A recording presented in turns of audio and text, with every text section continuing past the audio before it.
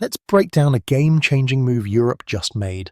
In a lightning-fast sequence, they made two monumental plays. First up, they've committed to permanently cutting off natural gas from Russia, their number one supplier. We're talking about a fundamental shift that will lock in over the next few years. Then, in the very next breath, they pledged to assemble a staggering $90 billion for Ukraine. So let that sink in for a moment. They are willingly jacking up their own energy costs and at the same time funneling a fortune into a war effort. This is an incredibly high-stakes gamble. Analysts poring over the numbers estimate that weaning themselves off Russian energy and constructing new infrastructure could ultimately hit Europe with a $1 trillion price tag. They're wagering that crippling Russia's war machine and backing Ukraine is worth that mind-boggling cost. This is economic warfare, plain and simple. But the real question hanging in the air is, does Europe have the deep pockets for this? So what's the timeline for this energy divorce? The crucial year you need to circle on your calendar is 2027. That's the year the era of affordable European energy officially comes to an end. The phase-out is broken down into two stages. Come the start of 2027, all sea-based imports of Russian gas will cease. And then, by the close of September 2027, they will turn off the taps on all gas flowing through those legacy pipelines from Russia. For decades, those pipelines were the continent's lifeblood, all governed by massive long-term contracts. Allowing those agreements to expire by 2027 is basically setting a countdown timer. Now, Europe has already made huge strides. They used to source almost half of their gas directly from Russia. Today, that number is down to just around 13%. But that final 13%, that's the most difficult portion to replace. This is the baseline supply that keeps the lights on and factories humming. Once 2027 hits and that supply vanishes, Europe will be forced to purchase every last bit on the open global market. And you can bet that every single gas-exporting nation will know Europe is desperate and has absolutely zero leverage. The implication is clear: prices are set to skyrocket. This new policy isn't just about rerouting supply chains. It guarantees that everyday citizens and companies are going to face higher energy bills. Severing the gas connection is one part of the strategy. Choking off Russia's oil revenue is the other. To pull this off, they're targeting something known as the shadow fleet. So what exactly is that? When the conflict began, the West imposed a price ceiling on Russian crude. To sidestep this restriction and sell their oil at a premium, Russia assembled a clandestine navy of aging tankers. These vessels go dark, killing their tracking signals and operating with forged documents, and then they shuttle the oil to clients who are willing to look the other way. We're talking about a massive covert enterprise. Just recently, Europe blacklisted another 41 of these tankers, pushing the total to nearly 600 vessels now barred from EU ports and cut off from essential services like insurance. The objective is to make this ghost operation so cumbersome and costly that it directly depletes Russia's war chest. But here's the catch. This is turning into a high-stakes game of whack-a-mole. For every tanker they sanction, another can simply take its place. And all these moves are effectively driving the Russian oil trade deeper underground, away from Western oversight and into new parallel networks across the globe, which makes it more difficult to monitor than ever before. Okay, so let's track the flow of cash and crude. As Europe pulls away, other players are eagerly filling the void. This is the epicenter of a profound global realignment. With Europe scaling back its purchases of Russian energy and blocking the use of Western vessels, Russia is forced to find new buyers, and it's finding them throughout Asia. Nations like China and India are now snapping up enormous quantities of Russian oil and gas, all at a steep discount. For them, it's a perfect arrangement. Russia secures the revenue it desperately needs, while these Asian powerhouses lock in a reliable energy supply far below the global market rate. This creates a huge competitive edge. Imagine a German manufacturer paying a premium for its energy, while its Indian competitor gets the same fuel for a fraction of the cost year after year. That difference is what determines who can produce goods more cheaply and ultimately dominate on the world stage. So in an ironic twist, Europe's effort to isolate Russia is inadvertently forging a potent new alliance between a resource-laden Russia and Asia's manufacturing titans, fundamentally redrawing the global economic map. So about that nearly $100 billion for Ukraine, where is that cash actually originating? This isn't money they just have lying around in an account. It's a very specific financial instrument known as a reparations loan. Let me break down how it operates.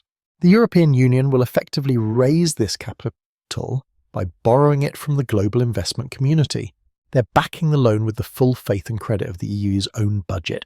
But here's where it gets really interesting. The terms for Ukraine's repayment are highly unconventional. The deal stipulates that Ukraine's obligation to repay the loan only kicks in after Russia has first paid war reparations to Ukraine. Put simply, if Russia doesn't pay up, Ukraine is off the hook for repaying the EU loan, period. It's a clever piece of financial engineering designed to ultimately force Russia to cover the cost. However, this proposal has created a major rift. 3 EU members, Hungary, Slovakia and the Czech Republic, refused to co-sign the loan guarantee. They were unwilling to shoulder that kind of financial exposure. This highlights the deep fractures within Europe itself over just how far to push this strategy and who should ultimately bear the burden. And all of these monumental decisions, the gas embargo, the tanker sanctions, the massive loan, aren't just political chess moves. They translate into real-world consequences for ordinary people and businesses all across Europe. So let's follow the money trail.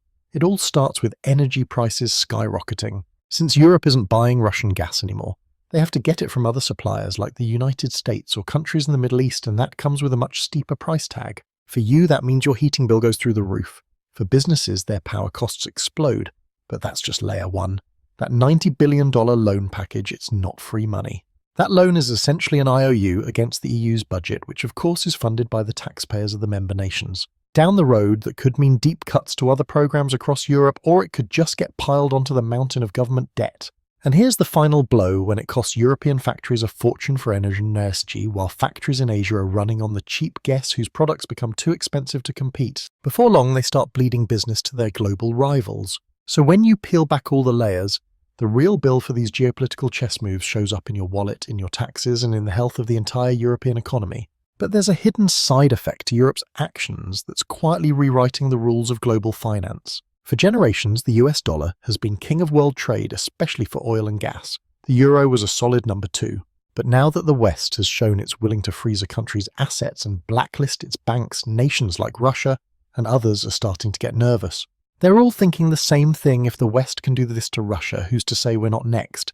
So they've hit the accelerator on their plans to trade completely outside the dollar and euro systems. Russia is already selling massive amounts of its oil and gas to China and India, using their local currencies, the yuan and the rupee. On top of that, they are building their own financial messaging networks to create an alternative to the SWIFT system that America and Europe control.